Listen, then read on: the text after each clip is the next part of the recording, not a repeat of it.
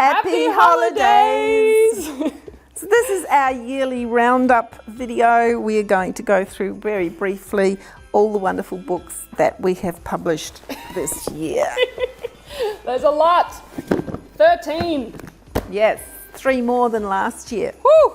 And I'm very proud of every single one of these books. They are top quality. The authors have worked really hard to make sure that every single one of these is a really good read. So we hope that you will buy some or all of these books and support our authors. So first up this year was Beyond Human, which is the third in the Almost Human series. A great series, a mixture of adventure and thriller and mystery. So because it was one in a series, the styling of font and general layout was determined by the other books in the series. But here we have our main character, monkey character, looking very beyond human with a reading desk and a lamp in a fancy office chair. And a very surprising ending in this one, so highly recommend that one. But read the others in the series first. Yeah, that is a good idea. A Date to Die For, a crime mystery. So for the cover of this one, the white rose is quite significant for the crime scene, and the killer does also leave notes, so there's a big textural element to that. And blood. Bold blood and a bold graphic cover to reflect that. Love this cover, great. And this is, you know, it's just a really great story, kind of crime noir, I guess. And that's a local Australian author too. Yes, she's done really well. I hope she does more books. The Indenture of Ivy O'Neill by Diane Helen Jarvis is the next book that we did. And gee, Rose, I just love this cover. You did so well. Put a lot of love into this one. This is historical fiction about the early years of America. A woman who was basically kidnapped from Ireland and brought over to America against her will. So for this cover, obviously we have our protagonist here with the Celtic headband on, and the idea was to make the hair turn into the waves and the ship. This is beautifully written, stunning book, so good. Whiteout, this is romantic suspense, and it takes place in a cabin in the forest in a snowstorm. Hence all the snow on the cover. And the trees. And the eyes is like, I think that gives the feeling of the suspense. Another great book, if you like romantic suspense, you're going to really like this. And again, I do hope that the author, Mary, will write some more because she's really talented. Yeah. This was one of the books. I quite often find myself accidentally reading books while formatting them, and this one, that definitely happened a lot. We published this one, Shadow Street, which a memoir of escaping a psychopath.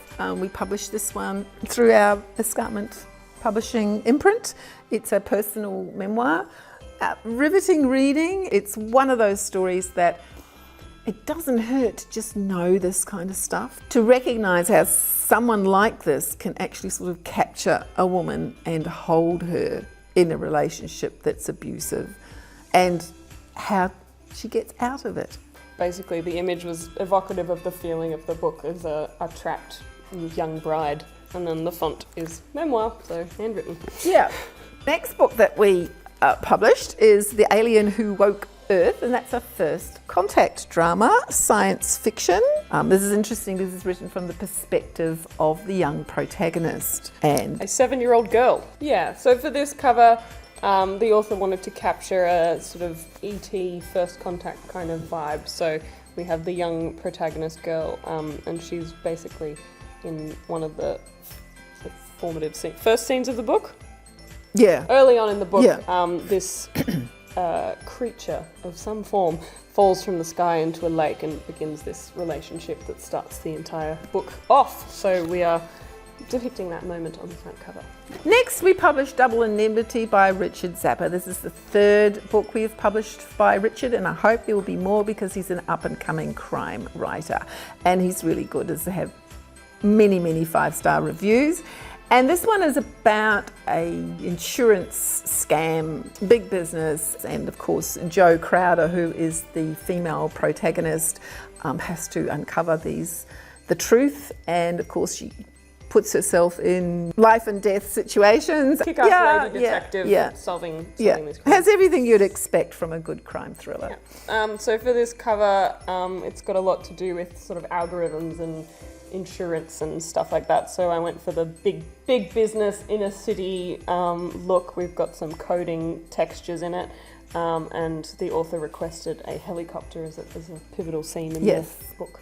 The next book we published this year was Journey to the West, One Man's Odyssey into His Own Mind.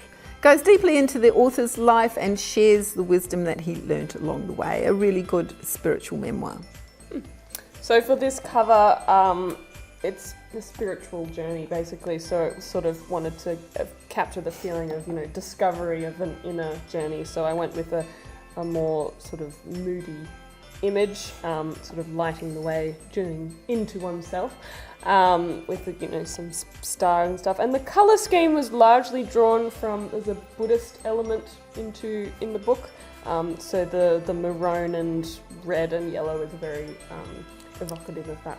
Another really interesting book, metaphysical fiction and science fiction combined, is The Between State. And this book goes into lucid dreaming in a big way, and mysteries that have to be solved. So for this cover, obviously lucid dreaming, and there's this between state that they go to when they are lucid dreaming, the main characters. So we have our two protagonists as they're coming from different times and places and meeting in this weird, cloudy, grey space in their dreams. And then going on from there. But that was the inspiration behind the cover. Yeah, and next year we're publishing the second in this series. Yes. So if you want something different, next we publish Silence That Passed by Gary Krieg. We've published several books for Gary. This is the second in the Cullen Morrow Mystery series, and it's a lovely book. Gary's books are cozy mysteries, yes.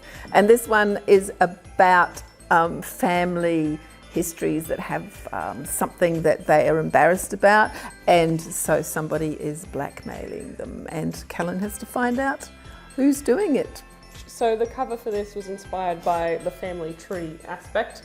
Family history is a big deal, so I went with a family tree kind of image and put the words all over that, and have our silenced family members there as well.